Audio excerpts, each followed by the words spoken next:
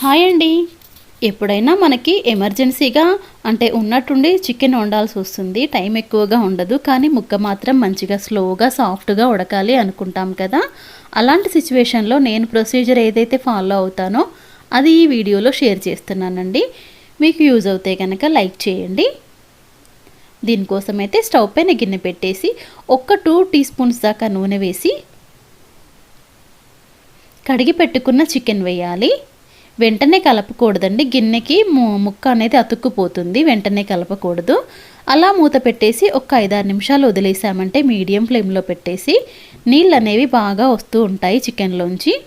అప్పుడు ఒక half tea spoon పసుపు, కేజీ చికెన్ తీసుకున్నాను. 3 టీ స్పూన్ల కారము, ఒక 1 ½ టేబుల్ స్పూన్ దాకా ఉప్పైతే వేశాను. ఉప్పు, కారం మీ రుచికి తగ్గట్టు వేయండి. కలిపేసి మూత పెట్టేసి ఇంకా ఉడకనివ్వాలి. ఈ లోపైతే మనం ఉల్లిపాయలు తరుక్కోవడము, మసాలా ప్రిపేర్ చేసుకోవచ్చు. అవన్నీ అయిపోయే లోపైతే మనకు చికెన్ ఒక హాఫ్ దాకా ఉడుకుతుందండి. చక్కగా మీడియం ఫ్లేమ్‌లో పెట్టేసి ఉడికిచ్చామంటే ఉడుకుతూ ఉంటుంది చికెను. ఇప్పుడైతే స్టవ్ పైన గిన్నె పెట్టి ఇంకొక 2 టేబుల్ స్పూన్స్ నూనె వేసేసి చెక్క, లవంగ, యాలకులు వేయాలండి. అలాగే కట్ చేసిన ఉల్లిపాయ ముక్కలు, కొద్దిగా వేగేదాకా అలా వేయించుకోవాలి. ఉల్లిపాయ ముక్కలు సగం దాకా వేగిన తర్వాత అల్లం వెల్లుల్లి ముక్కలు కూడా వేయాలి. గుప్పెడన్ని వెల్లుల్లి, కొద్దిగా అల్లంని కట్ చేసి వేయాలి.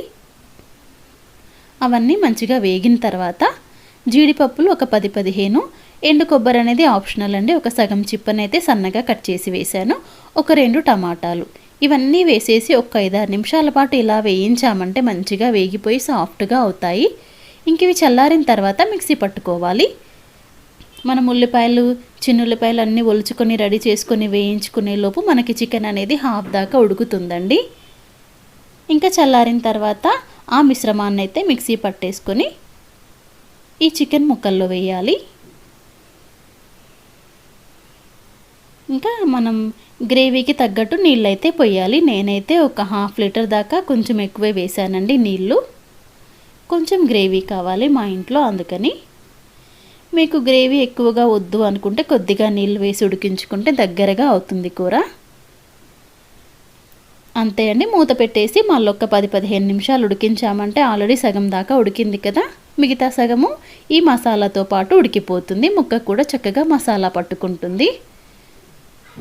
ధనియాల పొడి ఒక టేబుల్ స్పూన్ దాకా వేసాను ఇక్కడ. వేసి కలిపేసి ఇంకో 4-5 నిమిషాలు ఉడికిస్తే గరం మసాలా ఏదైనా ఉంటే అది కూడా వేసేసి స్టవ్ ఆఫ్ చేసుకోవడమే అండి.